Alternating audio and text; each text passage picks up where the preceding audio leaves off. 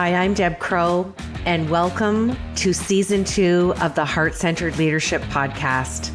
This is a podcast where we connect, learn, and laugh together with strong leaders from all over the globe. Here, you will learn from peers you haven't even met yet. You will gain new tools to add to your leadership toolbox, because whether you're a C-suite executive or a first-time entrepreneur, we all contend with challenges, and there's always room for improvement if we choose to seek it. So please, pull up a chair and listen in. This is the Heart-Centered Leadership Podcast. I can't believe it's January 2022, and here we are, the last Friday of January. I don't know about you, but this month went by super, super fast. I don't know why, but I would love to hear if you felt that it also went fast. I'm still mesmerized. Don't know where that 28 days went. I want to wish you a happy new year. I want to thank you for tuning in. We have interviewed over 157 leaders, I believe, on the podcast now. We're halfway through season 2, and I feel so humbly grateful and blessed that I get to meet and interview heart-centered leaders from all over the globe. Our listenership has now grown to 45 countries, and it goes to show that when you love what you do, you're passionate about people, and you honor the true definition of heart-centered leadership, which is honoring the connection with people. So I want to thank you for your ratings on the podcast, your beautiful reviews. They do not go unnoticed. They are reviewed every week by myself. And I want to give a shout out to my team that helps me bring this to you twice a week, every Wednesday and Friday at 1 p.m. Eastern Time. David, for your amazing editing capabilities, and Gerline, who just keeps me organized all around and gets everything out on all the social media platforms.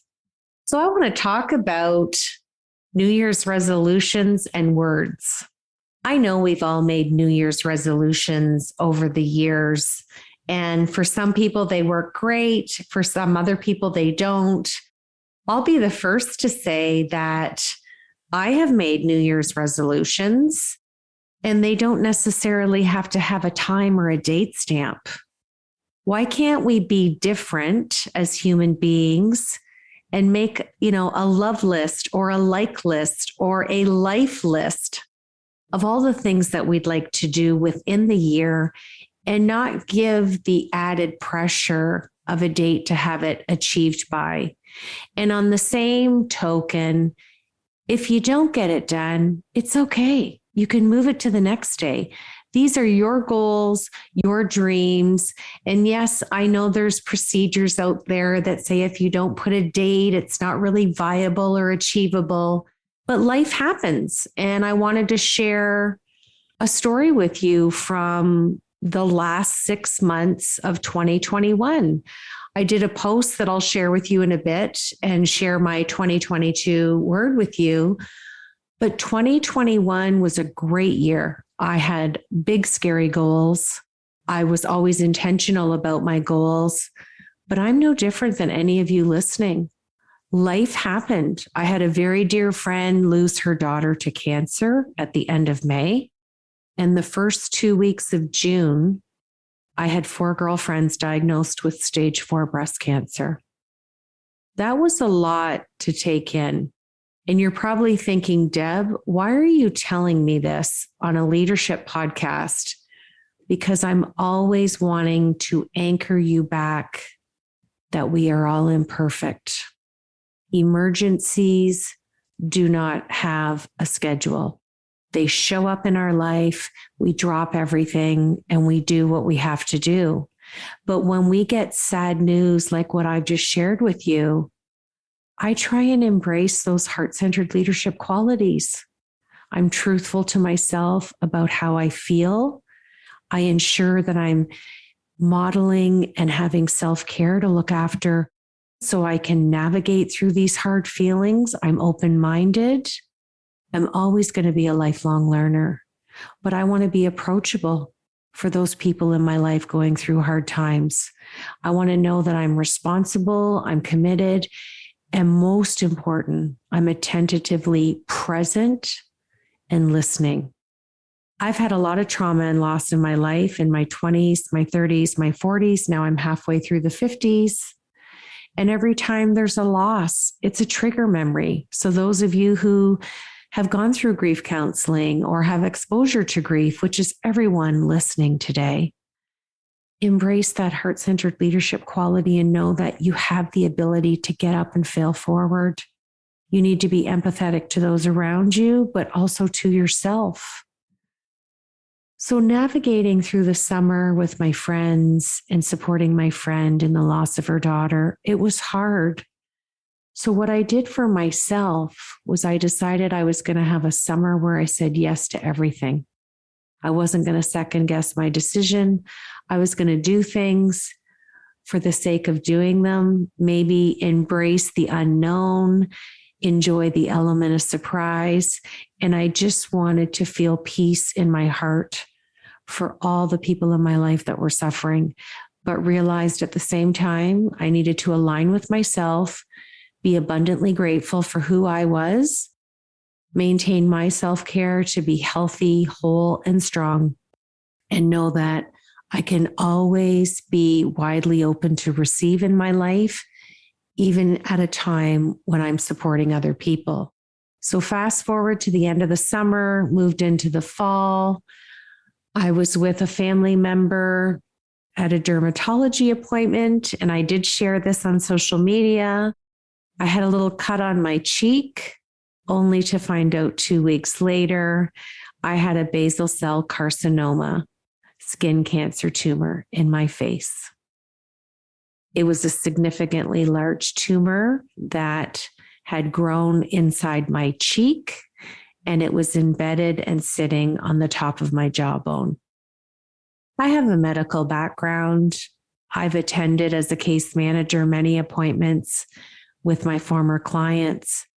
But when you're sitting in that chair and it's your turn, your mindset, your heart set's much different. It was probably one of the most scariest traumatic events that I've ever gone through in my life. And I felt a calmness about me to just fall into the observer's chair and be the yoga teacher that I used to be. I took some deep breaths and I prayed that this surgeon was going to get this cancer. I was vulnerable. I was scared, but I believed in myself. I believed in my faith. I anchored in hope. I felt heart-centered. Fast forward 3 weeks, the surgeon called and he said it was a big tumor, but I got it all. So then I thought, how can I turn this into intention to share with my listeners and continue to be different? And I decided that I wanted the new year to have peace. I wanted to carry the outcome of relief and hope and be and have that beacon of light and hope going into 2022. The universe had a different strategy for me. So I had my surgery November 11th, Remembrance Day. We'll never forget that. A week later, my sister-in-law passed out driving and got in a car accident. A week after that, my sister-in-law had a stroke at work and is now living with an active brain bleed. The week after that, another friend passed away. And this continued right up until Christmas Eve, when I'm sitting in my living room, having a small family gathering. One of my best friends came over. And yes, you will not even believe what I'm going to say. She had a stroke on my couch and lost the vision in her left eye. Life is imperfect. Life can hand us a lot. I anchored back into my connection with people. Why is this happening? How can I end the year with all this sickness and trauma and still navigating unprecedented times in the world with my business, with my family, with myself? And all I kept hearing was, let me continue to be an inspiration to those around me. And I anchored myself again in that beacon of hope. Resilience comes from going through traumatic events like death and loss, divorce, separation, observing people with horrible behavior. But I do know this: kindness is a strength. It's organic. It's innate. It's in you to give. And in the depths of where I was at from June, the end of May, really, of last year till the end of 2021, I was in and out of peaks and valleys of being at the height of happiness and feeling success as I was crushing all my business goals, only to be anchored in sadness and grief and sickness and illness and trauma. And I had to lean into myself. So I want to ask you this: how often do you look in the mirror and say, you got this? And tell yourself that you love yourself. If you don't love yourself, how can you love other people? How can you embrace the heart-centered leadership qualities that I talk about? How can you implement heart-centered leadership if you can't be a beacon of light and a beacon of hope in your own life? I really would love for you to pause the podcast and write those questions down. Rewind if you need to, because every time that I've built that resilience muscle, I always find my creativity, my innovation, being progressive, it's always another notch up. People say, how do you do it? I think when you've grown up and that's all you've known, you have no other choice. The choice for me is to be happy, to lean into my feelings. I'm allowed to be sad. I'm allowed to be depressed. I'm allowed to have an ugly cry. I'm no different than all of you. But I anchor in the foundation of being resilient and knowing that tomorrow's a new day, loving my family, loving my friends, being there for people, but not at the expense of my own physical or mental health. Cognitive currency, the way you think about thinking, your metacognition, should never be in an overdraft position to the point where you're depleted and you have nothing left for no one, including yourself. So I want to share with you my 2022 word, and I want to tell you where that derived from. I had a mentor in my late 20s. His name was Steve McClure. He was an amazing man. He was like a dad to me. Those of you who've been following along and listening know that I lost my dad when I was 21. I met Steve McClure when I was 23 and had a beautiful relationship with him for many, many years. He was at my wedding. I actually attended his second wedding. I met his children. I loved hearing stories about his grandchildren.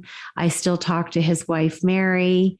And I want to dedicate this episode to him because I know a big part of who I am today was the mentoring that he gave me. And he would be laughing, hearing that I entitled this podcast Imperfect. But he used to say to me, be committed to yourself and have a word.